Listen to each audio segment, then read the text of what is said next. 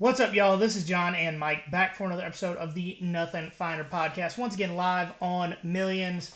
If you were sitting in the live stream with us and heard that craziness that was going on a minute ago, that was some severe technical difficulties, for lack of a better term. Don't know what the hell was going on there. But we do want to remind you that tomorrow is going to be the last day to get the reigning, defending shirts, hoodies, youth t-shirts, any of that kind of stuff. We are working on some shirts to replace those in the store. So if you want one, you got about 24 hours. Yep. We do want to go ahead and say, vote for us on the Savannah Connect Best of Savannah 2024 competition. We are up for Best Podcast and Best Instagram. Links are in our social media. You can vote every day, and it'll help us out quite a bit, spread the word locally. So if you want to show some love, do it there. We would greatly appreciate it. But for this episode, we are previewing the national championship game between both of our second favorite teams. That is my Washington Huskies and Mike's Michigan Wolverines. We are going to do some Georgia-related stuff towards the end, talking about transfer portal and a little bit of the recap of the Hardwood Dogs going to see Como's naked at the end. But before we get into all that, how was your week and what are you drinking? Weekend was good. Just watching a lot of NFL stuff like that. Just kind of hanging out for the most part. If I sound nasally and congested, it's because I am. I can't hear out of like either of my ears, so I'll probably just go what like a bunch. So just bear with me. I'm sure I'm getting like a sinus infection or something like that. Because Everybody in Savannah's sick right now. well, I've been this. It's been like this for like a week, but like just for whatever reason now it's just now I can't hear anything. So uh yeah, so pretty gross. But how about you? Oh, it was good. I'll be honest, time's not real. I haven't worked in 3 weeks. I don't know what day it is. I don't know. I made some hot sauce this week though, because I grew a Oh, bunch of peppers over the summer. okay. Um, Smoked some habaneros, poblanos, and jalapenos. Blended that up with a bunch of seasonings, some brown sugar, and some honey. Damn, it's good. Okay. Okay. Like I went out and bought some skirt steak to make carne asada tacos at some point this week, Mhm. just to put the hot sauce on. There you go. Like Um, how hot is it on a scale of like 1 to 10? Because I love hot. um, I don't know. It depends on your heat tolerance. It's not one that you're gonna regret eating. Okay. It's got like a slow burn that gets to Mhm. a peak and then kind of like tapers off, but it never gets like your nose isn't gonna be running. Okay. But it does have habaneros in it, so that's kind of surprising. But like I did Yep. offset that with brown sugar and honey. It But it's sounds more good. Yeah. flavor than it is heat, Hmm. which I really like. But I'm super excited to make these tacos, which I will be able to do because I come out of my sling at 3 o'clock tomorrow afternoon, and I cannot tell you how excited I am. There we go. You have to go all the way out to. Hinesville. Uh huh. Okay, so that's not as bad. Okay. No, not as bad, but it still sucks.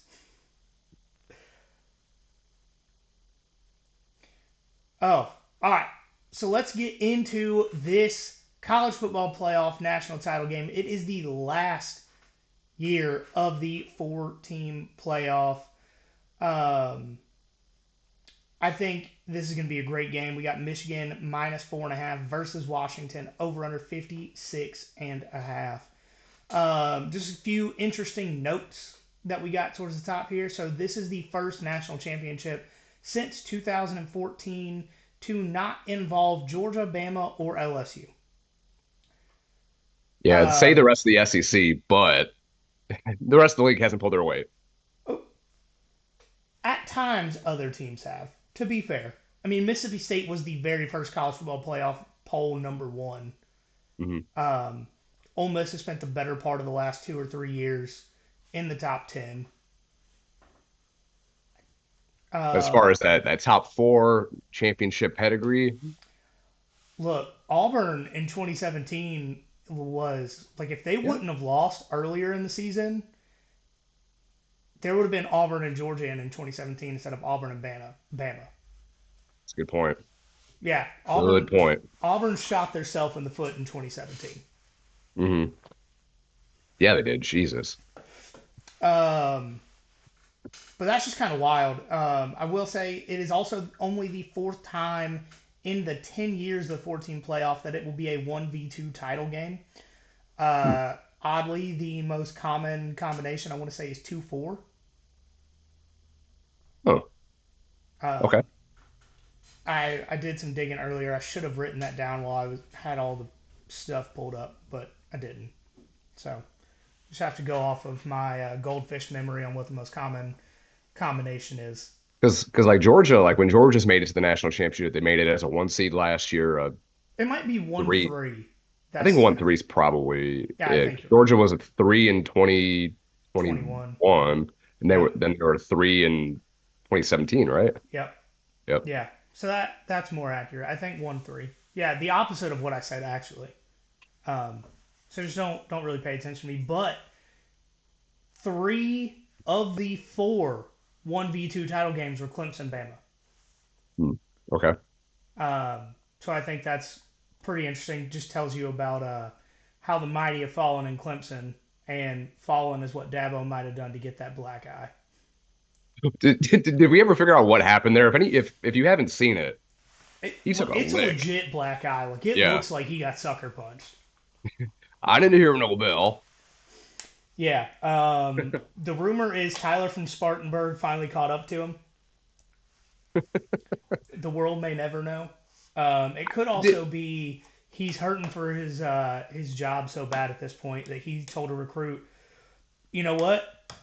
Instead of NIL, I'll let you punch me in the face. Ooh, that might be able to fix Clemson right away because he has a very punchable face. So there And you attitude, go. Yeah. among other things.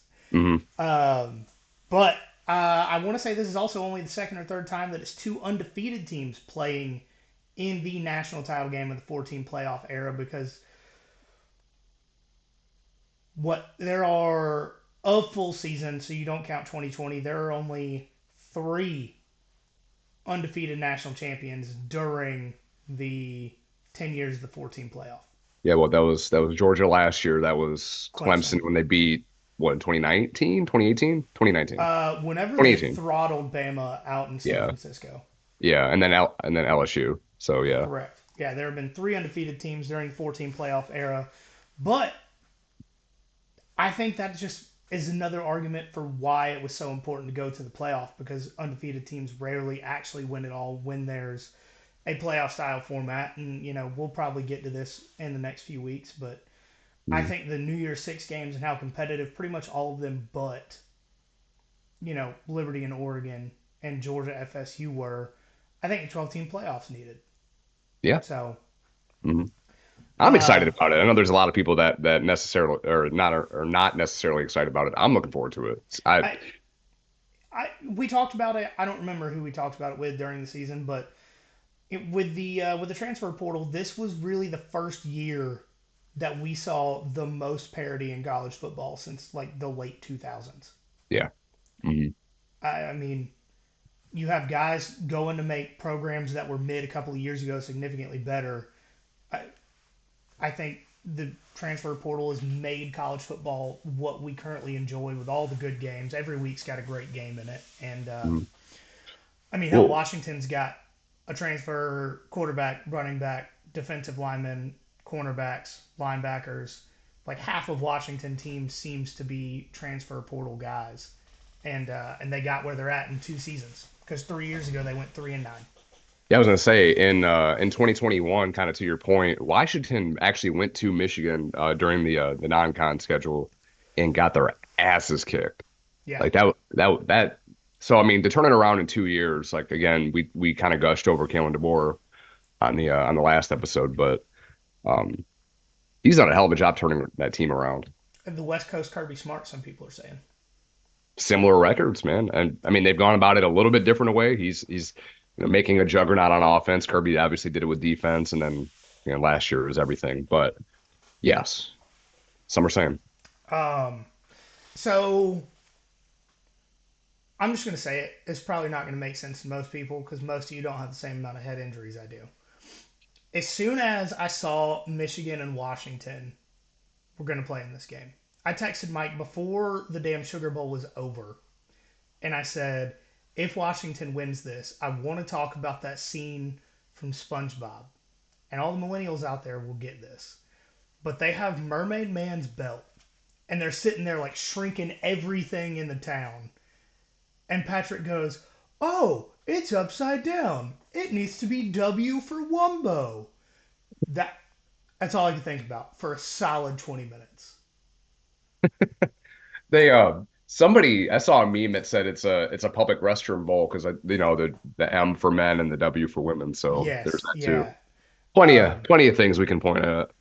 yeah. But if you get the SpongeBob reference and it's not just a hallucination I had, please let me know.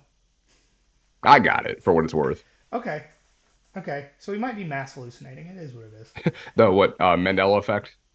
Yeah, yeah, yeah. I thought it was Mandela. What? What? Huh? Yeah. So we're gonna get started with. So what we're gonna do is kind of what we did at some points of the season. We're gonna talk about Washington's offense on Michigan's defense on the first part. Second part is gonna be Michigan's defense, Washington's offense. Nope, other way around. Michigan's offense, Washington's defense. And then we actually did a real big deep dive and just did a whole section of other important stats that I think will make a difference in this game. Hmm. So, for the Washington offense, Michigan defense, the Huskies have averaged 37.7 points per game this season, 11th in the country. Michigan's defense is first, 10.21 points per game. Um, Penn State was first until the Ole Miss game. You know, just kind of LOL at Penn State there. As Um, always. Washington is 11th in third down conversion percentage. Michigan's defense is 12th.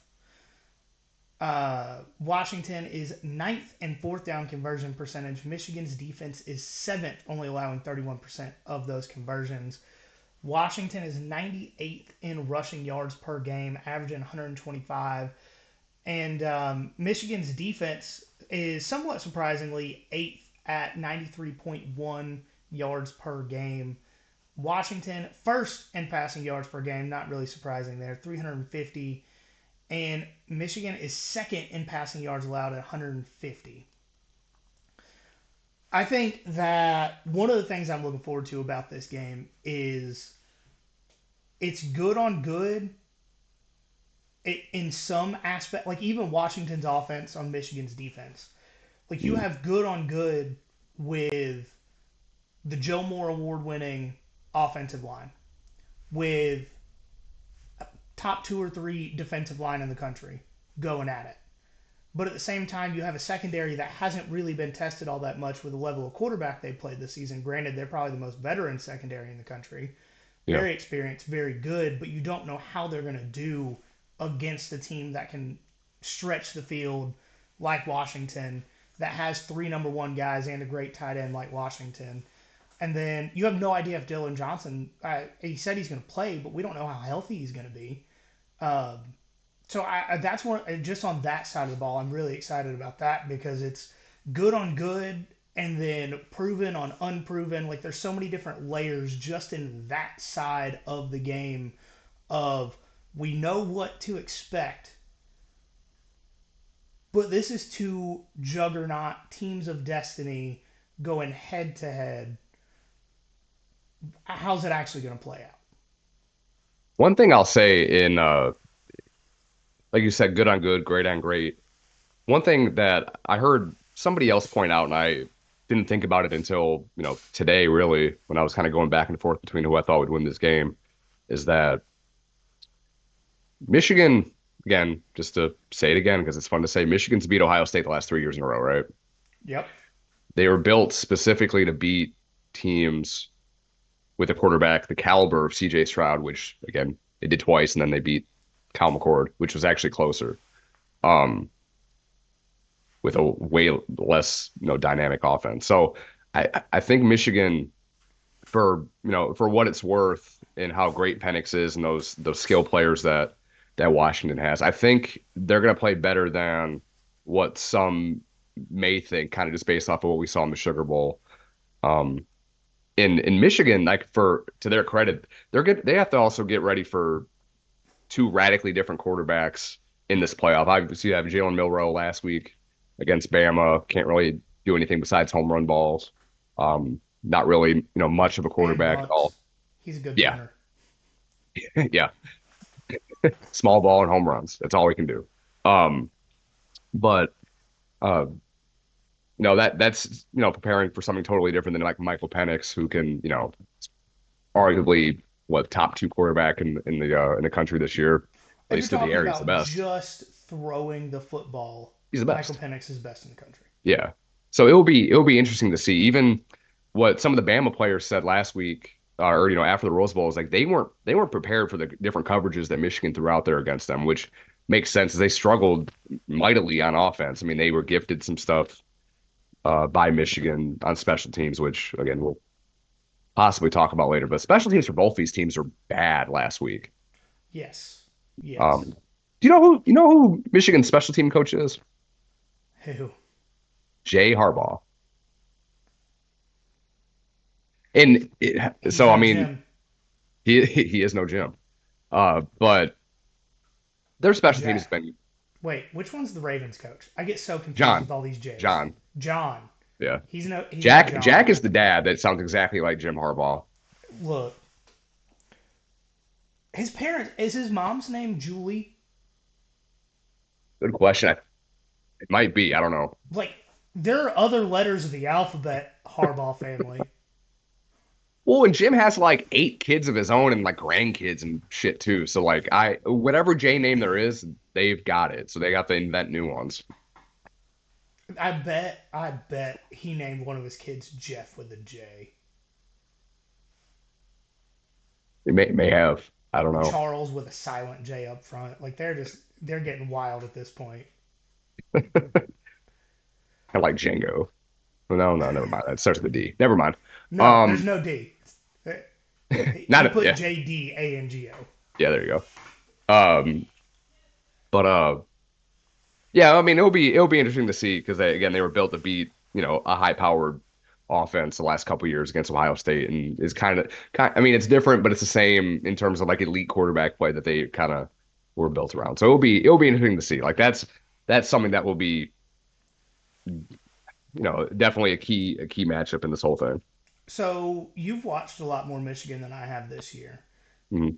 With with really the lack of quarterback talent in the Big Ten, do you think that it's possible that there's any rust on the secondary for playing guys the caliber of Washington's skill talent? Because I mean, even I watched the Ohio State game, and even late in that game, they were giving up some pretty big passes when the quarterback was Kyle McCord moving around in the pocket, hitting Mhm. guys downfield. Granted, it didn't end up being anything, but it seemed like the secondary wasn't prepared because they really hadn't seen it this year. Well, so like kind of going to that, the best quarterback that Michigan played against this year in terms of being like just a pure passer is Talia Tagovailoa, right? Mm-hmm. And Michigan only won that game 31-24. I mean, Maryland was able to put up some points, and obviously they were able to do that against Auburn too. But so in that game, just kind of going back to that, Talia had 247 yards, which is, I mean, it's okay. I mean, it's better than what they had normally given up. He did have a couple picks too, and Washington's kind of prone to that. So I mean, yeah, as far as Russ goes, I mean that was back in what Week before beginning of Ohio State, November right? or mid-November. Yeah, it was so 6 weeks ago or so. Yeah, I mean there's probably going to be a little bit of rust but I think same thing with Washington. There's probably going to be nerves there too. So I mean they'll probably cancel each other out. To be honest. Yeah, that was one thing that I was had a big question about was just because I mean as far as their quarterback competition this year goes, it's going to be Michael Penix, obviously at the top as far as just pure arm talent throwing the football. I don't even think it's much of an argument that he's best in college football this year. Mhm. And then you have Talia Tagovailoa, who probably the best pure passer in the Big Ten this year. He's the Big Ten's all-time leader in career passing. Yeah. That which is wild, blew my fucking mind. But Well, I mean he's one of the true 4 year starters they've had that could actually throw the football. yeah. I mean, granted that yeah, the Big Ten's only been throwing the ball for 15 years, maybe. 20 years. Some Yeah. teams still aren't. Yeah. Ohio, Iowa. Um, Yep. uh, but yeah, I mean, like you've got, like I said, you got Penix, and then like three or four rungs below him, you have Talia,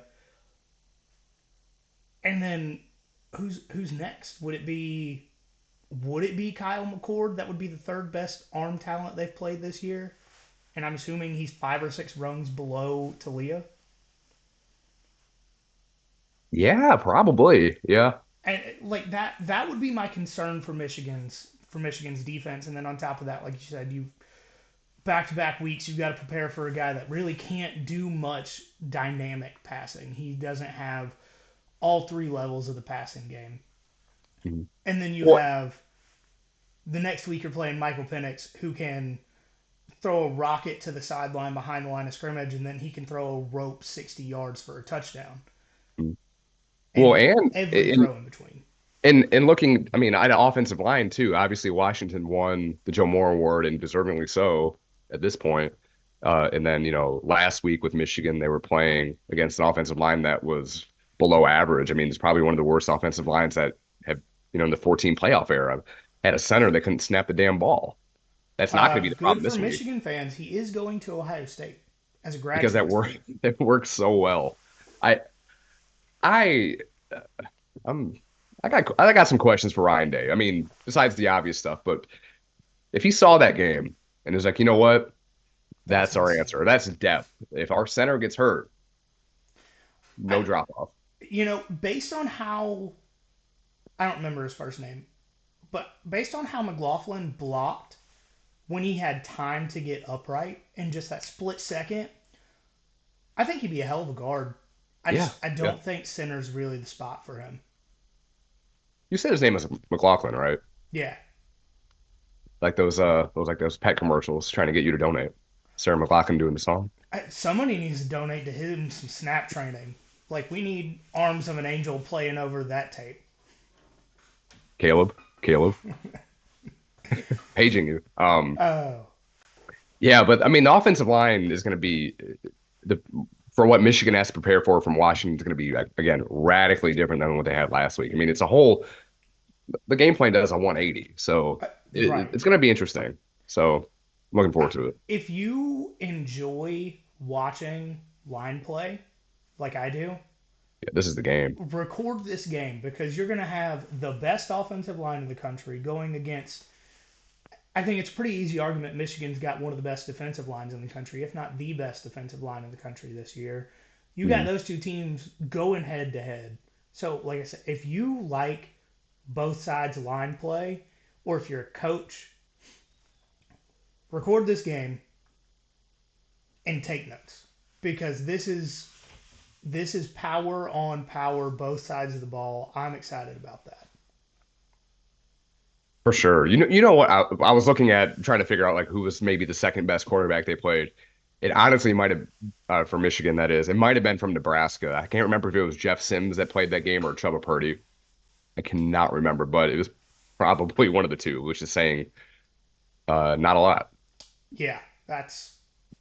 I, I mean, we already discussed last week, maybe the week before. Kyle McCord was not the problem at Ohio State, but damn, that's saying a whole lot. Mhm. Yeah, but oof. So Michigan's got their secondary's got their work cut out for them because this is by far and away the best quarterback they've faced in like 13 months.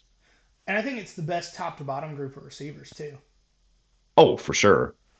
I For think sure. I Ohio mean, State's probably a close second, but when you combine Penix throwing to these guys versus Kyle McCord throwing to two of the three receivers that Ohio State had because one of them was always hurt. mhm. Like I think far and away the best quarterback wide receiver group that Michigan probably will have played maybe since the 2021 Orange Bowl. Yeah, it's tough to get an argument. I mean, Ohio State's skill players were always Well, CJ pretty Stroud stacked. with those guys Yeah, last year. dude. I mean, he led freaking Houston to the playoffs this year. Look, Dude's a fucking baller. I love CJ Stroud. if any of you guys know a sports network that likes competent people talking, just send them the clip of everything that I've been right about that I called this off season. For example, Washington making the playoff um, when no one was talking about them actually winning the Pac-12. Talk about C.J. Stroud being the better draft pick because Bryce Young was going to be trash. Yeah, I, I I mean, see, the Panthers are so bad. Their owner threw drinks into the crowd. Like, come on, come on. come on. Just ignore the Texas Tech take that I had. That didn't happen. That was another Well, fever dream. you can be the Stephen A. of the two of us. Just Just be say loud and wild yell. shit. Yeah. Be like, you know what? They should play the Orange Bowl at MetLife Stadium. You saw that thing that he said that the Rose Bowl should be played at SoFi, right? Get the fuck out of here. I, What is that? we What? finally found someone that gets paid to be wrong more than the weatherman. It's Stephen A. No kidding. He's not even trying. I think Mad Dog was on there too, who knows probably less about college football than Stephen A does. Oh, Yeah, God, that just makes me so makes me so irritated. he makes in a month what we make in a year, but he sure does not have a clue. Oh, oh, you're being generous. I don't know if I make as much as you then. Shit. Oh, so we're going to move on to Michigan's offense and Washington's defense. I hope I said it right that time. I think so, yeah. Okay, cool, cool, cool. So we've got Washington allowing 23.6 points per game, good for 51st. Michigan, 14th in scoring offense at 36 points per game. Washington is 117th in tackles for loss. Michigan is 53rd. That is Michigan's defense. Forgot to move that around when we were getting this together. My bad. Um, Washington is 120th in passing defense, allowing 267.1 yards per game, while Michigan's coming in at 71st with 218.9 yards per game passing offense. Washington comes in with the 51st ranked rushing defense, allowing 137.1 yards per game. And surprisingly, Michigan's coming in at 61st in rushing offense, averaging 159.5 yards per game. That was a surprise with all the Yeah. love Blake Corum and that offensive line get. But at the same time, the Big Ten does have good defenses. And they've played Yeah. the better Big Ten defenses this year. So, And Blake Corum has not been the same after the knee injury. Like one before you read the rest of those, I think I read that the last 2 years he like after contact he averaged like 6.1 yards a carry like after contact. This year it's only been four, so he hasn't been the same back. Donovan Edwards has not been I very good think this he's year. been banged So up too.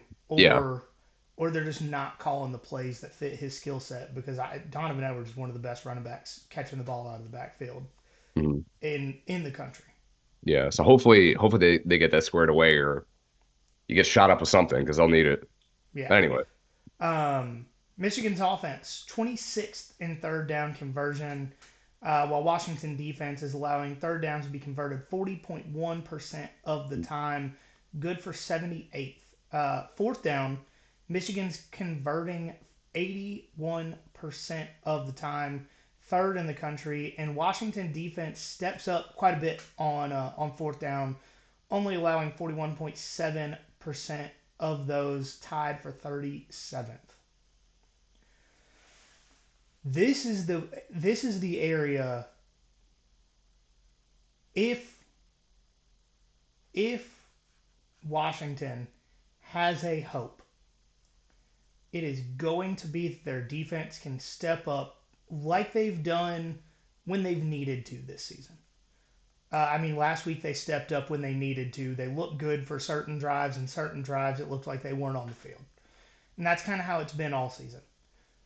yeah, But exactly. Yeah. No, you're right. on the same like train of thought, Michigan's offense has derailed itself it a number of times this season. Like they've had drives going, and then just uncharacteristically, JJ McCarthy will throw three wide incompletions, and it'll be a three and out deep in their own end of the field. But Washington, if they're going to win, is going to have to make opportunities out of some of those derailments that Michigan has on the offensive side of the ball. Because I think that Michigan is going to be able to score more easily than Washington.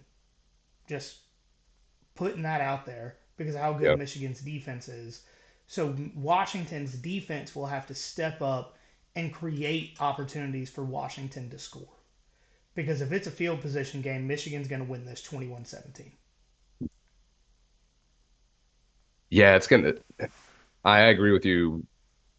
You know, for the most part, with like Michigan probably being able to score more easily compared to Washington, just going defense for defense there. Um, Again, and I've been like on this like every time that we talk about like Michigan's offenses. I'm not the biggest JJ McCarthy fan, and like you mentioned, I mean he'll be clutch, when he needs to be. Like for the most part, he's only lost one game as a starter in 2 years. Uh, but he sometimes he just makes throws that just are First throw of the mind-boggling. game last week. Yeah. Oh, I mean he's lucky. He's lucky that didn't totally derail everything. It was an 'Cause- attempted throwaway that almost cost the team the game because if they'd Mhm. got down on Bama like that, I don't know if they would have had. I don't know if they. The, this is going to sound a lot worse than it's intended to. I don't know if they have the fight in them from how often they've played ahead to be like, our leader just made a terrible mistake, cost us 7 points a minute into the game. What the hell are we going to do? They're not, yeah. I mean, they're not used to playing from behind. They did that a little bit. They didn't do it a whole lot in this game in the Rose Bowl. I mean, they were down obviously at times, and they needed a 75-yard touchdown drive to take it to overtime. But he, lost my train of thought. But yeah, I think the stat was one of the stats that I saw was that Michigan, their average margin of victory is like 26 points a game. I think Washington is like 13th. So Washington's used to playing closer games than Michigan is. So that would be something to look for as well. But going back to McCarthy, and this is my critique of him, even like last year too, is a lot. Most of the time he doesn't really stay in the pocket all that often. He has to do because he's not necessarily tall, but he's not like super short either. I know he's somewhere in that no man's land. But a lot of the throws that they end up doing are like these bootlegs where he'll run to the left, run to the right, and kind of just do it on the run, do it off balance, and that's kind of their success. And just the receiver kind of just running the same way that he's running.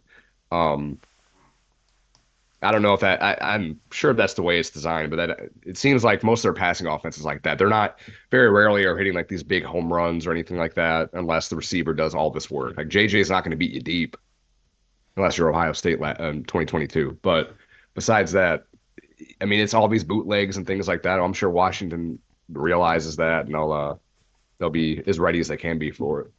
And that's. I'm glad you brought up the game last week about or the game last year against Ohio State because JJ McCarthy showed the ability of this is a good defense and I'm going to take it deep. So, and this may be a question that nobody has the answer to is do you think the reason they haven't done it this season like they've shown the ability to before is an offensive coaching thing or is that just something McCarthy doesn't seem to be comfortable with on a regular basis? It might be a little bit of that because I think they're more, kind of like Penn State on steroids in terms of like being like a ball control thing. Even though most of their games have been blowouts.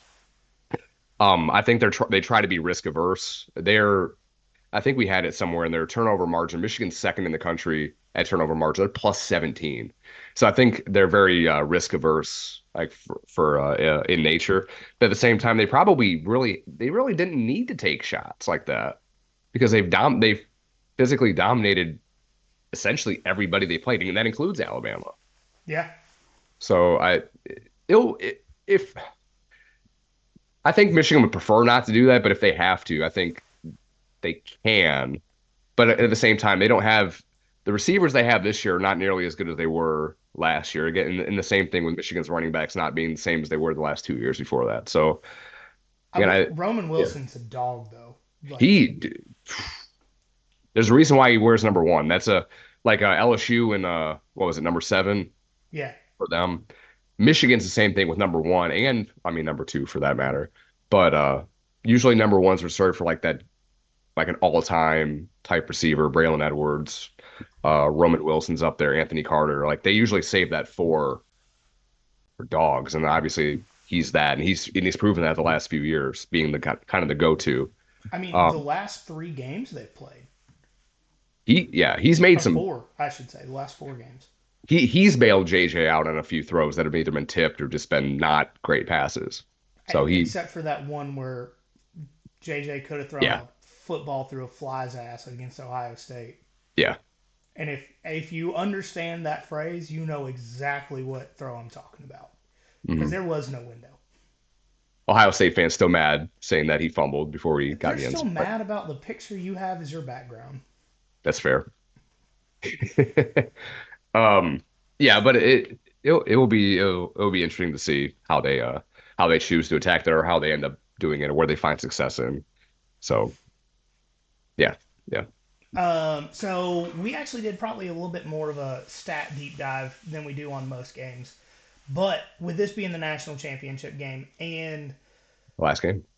it's the last game of the season, but also I think it's really going to be one of those because it is good on good, great on great, and then okay on okay. Pretty much every position group up and down the field. I think this is going to come down to the little details. I think this is not going to be one of those games where, it's very obvious that one team has an advantage at A, B, C, and D. It's going to be like, well, they're close here and here and here. So, Washington, 130th in penalty yards per game at 73.85. Michigan is second at 26. I will say Washington very out of character last week in a very important game. Cleaned that up. Had very few penalties, which is uncharacteristic for them. You mentioned it a minute ago. Turnover margin. Michigan second at plus 17. Washington 67th at plus 1. If you want to point out a single deciding factor in the game, that one. Yeah. Hmm. Sacks. Michigan comes in at 19th of 38 on the year, 7 of those last week. Um, Yep. Washington is a team that sacks have really come in burst. They had one or two last week, and then they had a game this season where they had like 4. Um, but they are 114th in the country, 21 on the season. Blocked kicks. I think this would be pretty interesting. Both teams have only blocked a single kick this season. Hmm. Okay. So if one of those teams can make it 2 block kicks in the season, another thing that could have a huge impact on the game. Blocked punts. Michigan has 1. Washington has 0. Field goal percentage. Michigan's James Turner is tied for 23rd in the country, going 16 to 19 for 84.2%, while Washington's Grady Gross is tied for 37th at 16 of 20 for 80%. Grady Gross did miss one last week. So did James Turner. Um, so neither of these guys have ice in their veins. Understood. They just got cool Mhm. water, not ice. Kickoff returns, and this is yardage. Washington is 51st with an average 20.79 yards per return, shorter than a touchback. Um, while Michigan, another surprising Michigan stat here, 126th, average of 14.93 yards per kickoff return. So take the touchback, Michigan. Well, do they not count when they do take the touchback, or is that when they actually decide to try to return it? That's just on chosen returns. Okay. And again, I think that's probably more of a well, And no, that never. that also takes squib kicks into account. So like if he catches the ball at the 30, it is 14.93 yards past 30. Yeah. Hmm. Okay. Um, and punt returns. Both of these teams are very close. Washington coming in at 40th, averaging 10.22 yards per return, and Michigan 44th at 10.06 yards per return. So neither of these teams are really prolific returning punts or For, and kicks for, for that matter. for Michigan's sake, for the love of God, just don't try to return a punt, please. You muffed two last week. Yeah, Don't do it. I don't can't like do it. don't even have a guy back there. Yeah, Go for blocks. Go for there blocks. there we go. You only have one this year. Um, we've already kind of hit on this stuff a little bit, but I think that this is the most non, or this is the most interesting national championship game without Georgia involved since that the years of the back-to-back battles with Clemson and Bama. I Yeah, mean, what was it? The 2018 title game, or 2017? No, 2018. Um, 2018 season. 2018 season, Yeah, 2019 is when they played the game where Clemson just blew Alabama out of the water. 2020, okay, you had a Bama team that actually played a tough schedule and was a good team playing an they played Ohio like four State games. team that had played 4 regular season games. Yeah. Whoop-de-doo. Hmm. The 2019 one, everybody knew LSU was winning that. No, that wasn't going to be close. Hmm. 2021 Georgia, 2022 Georgia. So I mean, like this is the first exciting non-Georgia title game in quite some time. We've already said it a bunch, but good on good, great on great, okay on okay. I think these are great matchups all the way down the field. Um, and the perception of these teams from the outside doesn't seem to be as accurate when you look at the numbers. Obviously, Wisconsin or Michigan, Washington, Washington is that passing team, but as far as the defensive side of the ball, the numbers don't actually match what you seem to see on the field. Same thing with Michigan because they're known as a power running team, but their running numbers haven't been as good this year. And my number two team versus your number two team. I just, man, I think this is not gonna be a Georgia TCU matchup. I think No, this is no. one possession game through and through. I think this is gonna be close. I hope it's like the other two playoff games we've had this year and come down to the final play. Give me a reason to stay up late as hell with all these commercial breaks. Yeah, all right. But oh, also last fun fact: this will be the first undisputed title for either of these teams in a very long time. Last week you said it'll be Michigan's first undisputed title since 1948.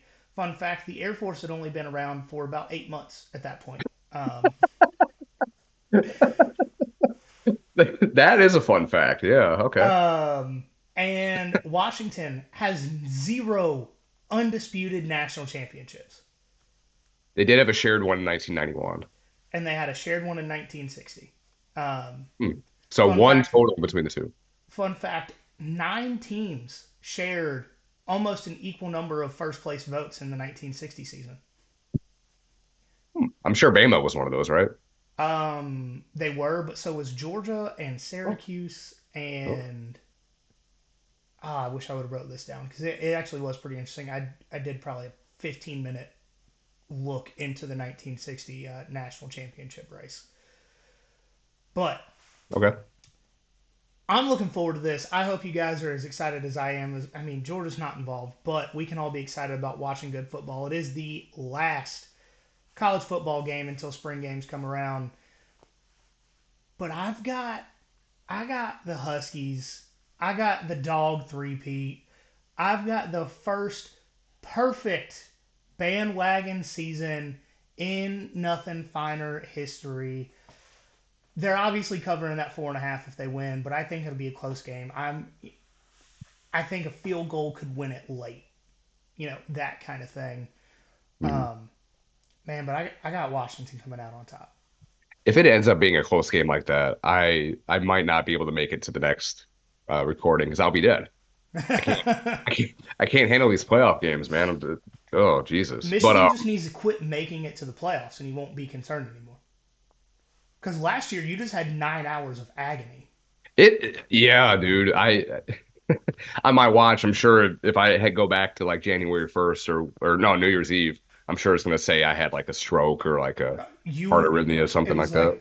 your watch goes, Mike, great marathon you ran today. All the calories you burnt just sitting on your ass and drinking excessively today. Um, all right, so obviously I'm going with Michigan. But you I, have to.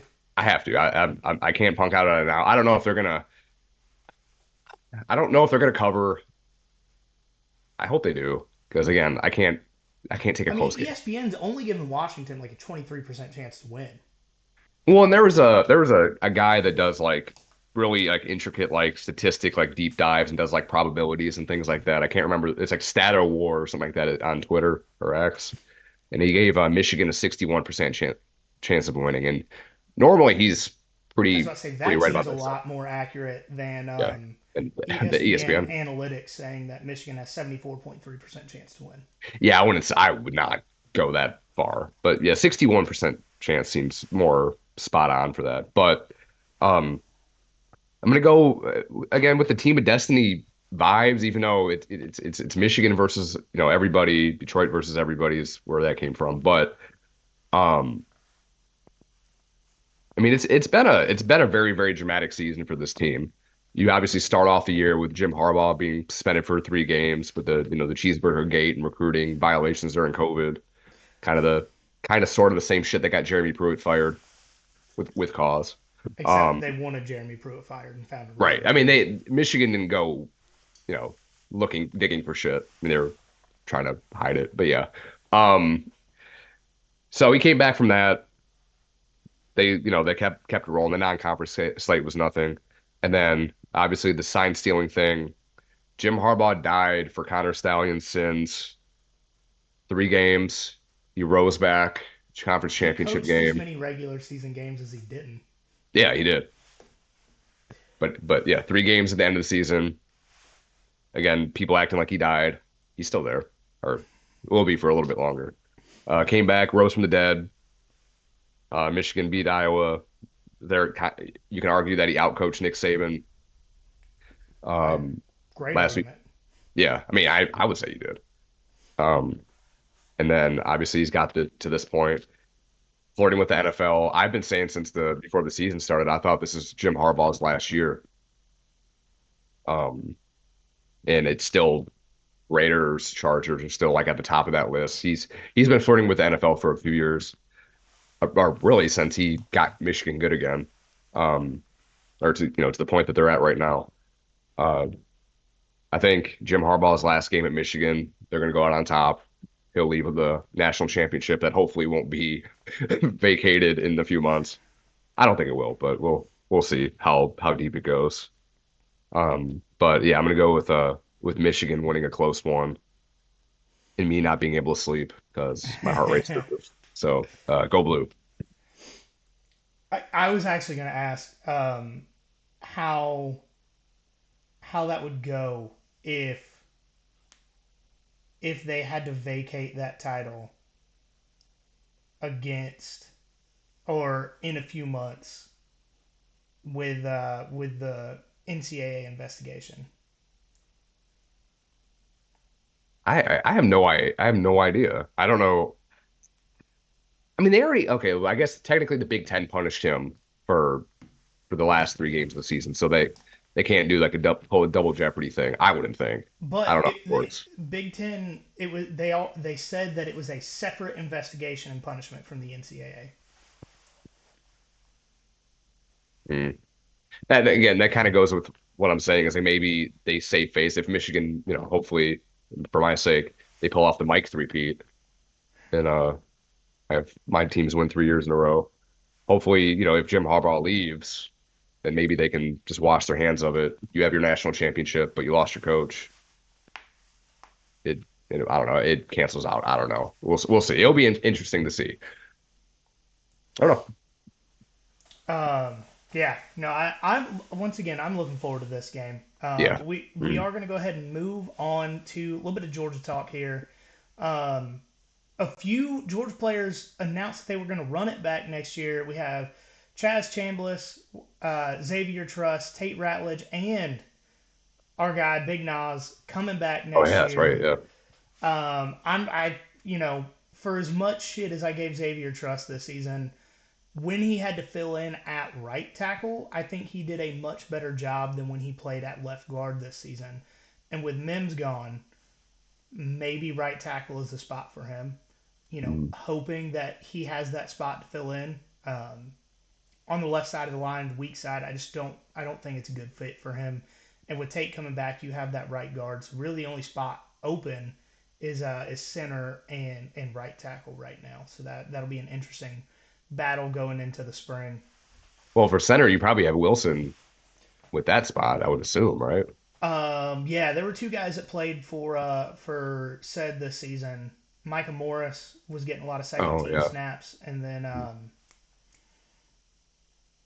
I can't remember his first name, but Wilson that we just talked about. So Mhm. that'll be two offensive line battles going through the spring, probably the fall the way Kirby does things. So that'll be very interesting, especially because that's really the lowest amount of offensive line battles Georgia's had in a few years. Um, but Georgia got a commitment from USC transfer Michael Jackson to the third with 1 year of eligibility remaining. And something that I think hasn't been talked about enough Dominic Lovett hasn't announced he was going to the NFL yet, and he still has a year of eligibility left. Oh, okay. Yeah, I So, didn't so even think with about that. Ladd going to the NFL, that slot receiver spot is wide open. Ooh, okay. Hmm. Didn't even consider it. So Georgia may have the best wide receiver room in the country going into next season with Carson Beck, who I think it's an easy argument, probably top five quarterback this season. You know, Well, if I think he's entering the season as like this, what, second best Heisman odds? yeah, no, he's I can't remember who's first, but he's tied with the likes of Jalen Milrow at plus 750. Yeah, You know what blows my mind? I posted this on our Instagram story the other day. Jackson Dart's at plus 2,000. that's a value pick. That that is a value pick. How is he at plus Huge. 2,000? I fucking How? love Jackson Dart. I love Jackson Dart. I love Jackson Dart so much. And with there are first year starters that have better Heisman odds than Jackson Dart. It's disrespectful. I don't understand. I Hmm. really don't. Well, Um, Back to Michael Jackson. He had 17 catches for 146 yards in 9 games this season. And he had more contested catches than anyone on the 2023 Georgia roster and has the highest reception percentage of the 2023 USC roster, and that says a lot with the talent really on both sides there, USC and Georgia at the receiver position this year. He's returned punts, which will be a big deal since Makai Muse is transferred. Anthony Evans is in that spot now, but I think he'll probably split time with Michael Jackson and Anthony Evans there. Um, and Michael Jackson followed former USC defensive backs coach Dante Williams to Athens. I really do hope they do the two kick returner thing. They did it. They've done it at times in Kirby's tenure. They used to put two running backs back there, but I think if you have guys like Michael Jackson and Anthony Evans, that will be teams are going for kick touchbacks every time. mhm. They're trying to hit the When you crossbars. you had Kyrus and Ladd do it at times too Yeah. in 2022. So yeah, yeah. Um, I'll let you read this next part because for whatever reason I'm suddenly getting dyslexic. All right. Words So are not wording right now. so after looking at the man in the mirror, Kirby decided he wanted to be bad and focus on the wide receiver room in the portal. Doesn't matter if you're black or white. If you can play wide receiver, Kirby wants all those PYTs in Athens. Hope next season's thriller is a thriller. Shit, I almost got through it perfectly. I'm sound real dumb. What's PYTs? Pretty Young Thanks. That was another Michael Jackson song. Okay, okay. No, I get it now. I was like, I'd have fucked that up if I read it. You know what? I'm sure there has been better, a string of puns of Michael Jackson songs with it, and there will be. It's gonna if he plays any significant role, I'm sure it's gonna be exhausting, and we're gonna get tired of it. But It's new right now, so it's cool. It is. Um, Georgia running back Savon Clark entered the transfer portal with the addition of Trevor Etienne and freshman backs Nate Frazier and Dwight Phillips. There probably wasn't much of a path to playing time. I mean, Nate Frazier scored multiple touchdowns in the Senior Bowl. Dude, did you see him like or at least the highlights? Yes, yes, I did. Ooh, I'm excited. I'm all over again. Yes, dude looked like a wide receiver on that wheel route. Yeah. Separation, catching away from the body with his hands, and then immediately cutting to make sure the defensive back couldn't get to him. Like that's elite college level stuff that you saw a high school senior do. Real excited about that. He is going to be a late enrollee, so he may not have much playing time next year. But 2025, Nate Frazier, that's the dude. I don't know if it was on the broadcast or I saw it somewhere, but somebody compared him to Sony Michelle, and Oh, I can't get out of my head now. don't do that. I You know the last guy that put pressure on himself to be like Sony Michelle? Justin Fields. Swift? Who did? Justin Fields.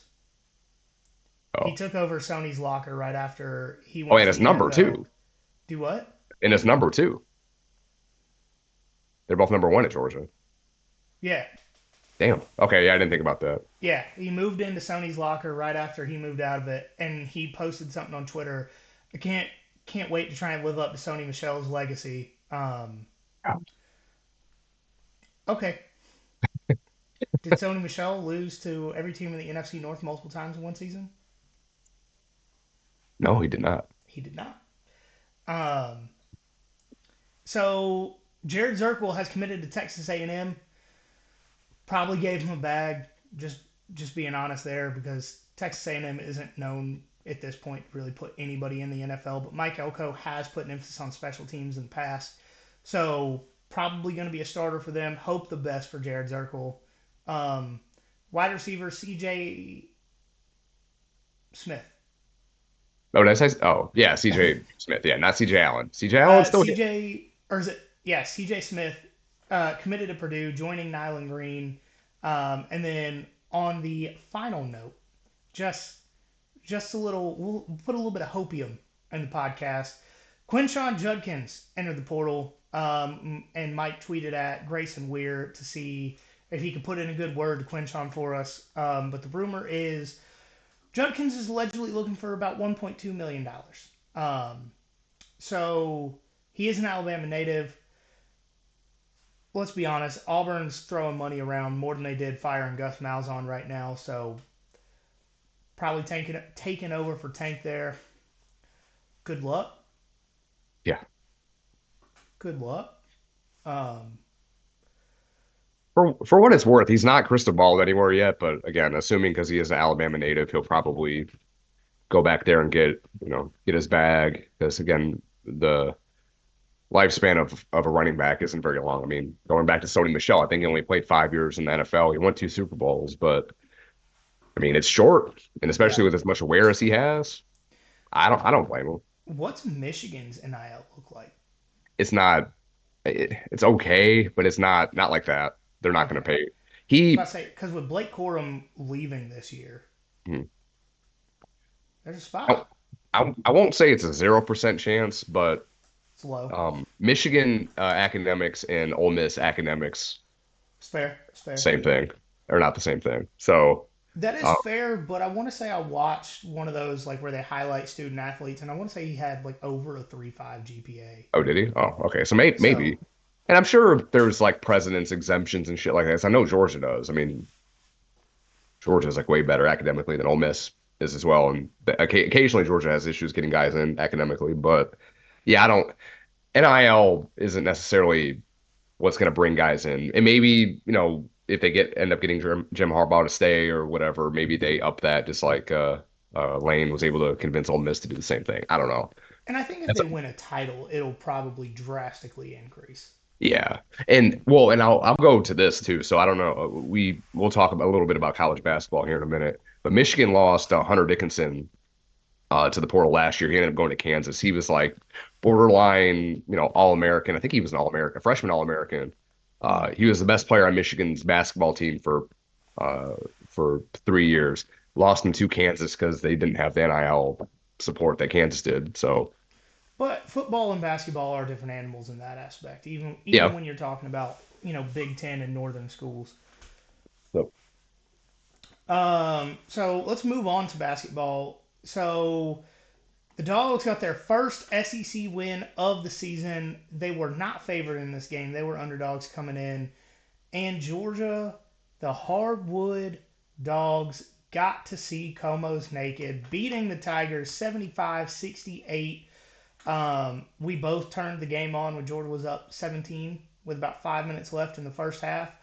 Um, Georgia finished the first half only up two on Missouri, and Missouri actually had the chance to tie or take the lead with the last possession of the half. Personally, for me, I turned the game on and saw Georgia take three shots with none of them hit the rim. Michigan got the rebound and immediately scored and got a foul, and I turned it off. Just gonna be honest, and if that's the way the basketball season goes, there's gonna be no firsthand account of the games from me, um, because I'm way too superstitious. Just being honest. and I was the same way too. So I actually tweeted at Georgia basketball telling them that well, they at the time I told them that you stop watching it so they can start playing better, but I turned it off as well. So credit us for the win in Como. Selfless, some would say. Hmm. I shit, I would. Um, I did see a game live in person, and they won. It Mhm. was against, hell, I don't know, not a good team. Like Alabama A&M or something like No, that. it was like the third or fourth game of the season. Start Oh, with a W. was it I don't West? remember. No, it doesn't matter. They Yeah. they won. But Russell Shigwe had a double double, 18 points, 11 rebounds. Almost got into a fight with a Missouri player during that Mizzou run at the end of the first half. But all you have to do is look at Shigwe and realize I don't want to fight that guy. I mean, he's a graduate senior or graduate transfer. Like he's a senior. He's a grown ass man. He's big. He's huge. Yeah. Like, if you just hear us say he's huge and then watch a game and don't look at names on jerseys, you'll be like, oh, that's Shigwe. Yeah, that's him. Yeah. Like, everybody else is lanky as hell and tall, and Mhm. he's still, like, his chin is everybody else's head, and you can tell he goes to the gym frequently. Yeah. Dude's a player for sure. Um, Big part of them, this 9 game winning streak that they're on. yes, his rebounding on the offensive side of the court is one of my favorite things that I've seen when I watched him this season, because under Crean, they just didn't believe in offensive rebounds. Um, they said once we shoot it, we're just running to the other end of the court. Not how you play basketball. I don't understand why the offensive rebound is a lost art in today's game, both at college and professionally. Drives me insane. But he's that guy. Jordan had four players in double figures.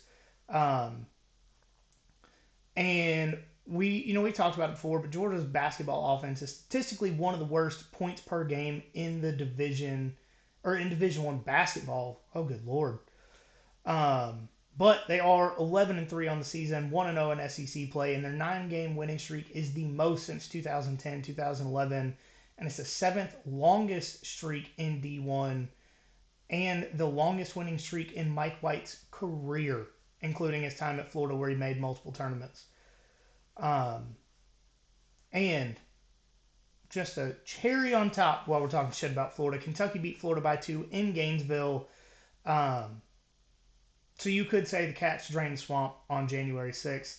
I didn't write that part. That was Mike. I should have let him say it. You're muted. I don't have a fixation of January 6th. No. You could also say that based on those last two bullets, Mike White won the breakup. Yeah. Yeah, he did. Just throwing that out there.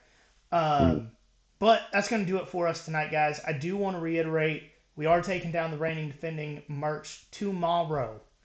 So if you want one of those, get it while you can. We are putting some shirts up. We've already been in contact with the designers over at Millions trying to get something going. Um, but if you want to see where that comes out, follow our social media at nothing.finder.pod on Instagram, at finderpod on Twitter. Look us up on Facebook and YouTube. If you want to do us a favor, vote for Connect Savannah's Best of Savannah for podcast and Instagram. If you want to do us another favor because you love us, rate and review the show 5 stars. Send us a screenshot. We will send you a sticker. But as always, remember, there is nothing finer in the land Then a drunk obnoxious Georgia fan.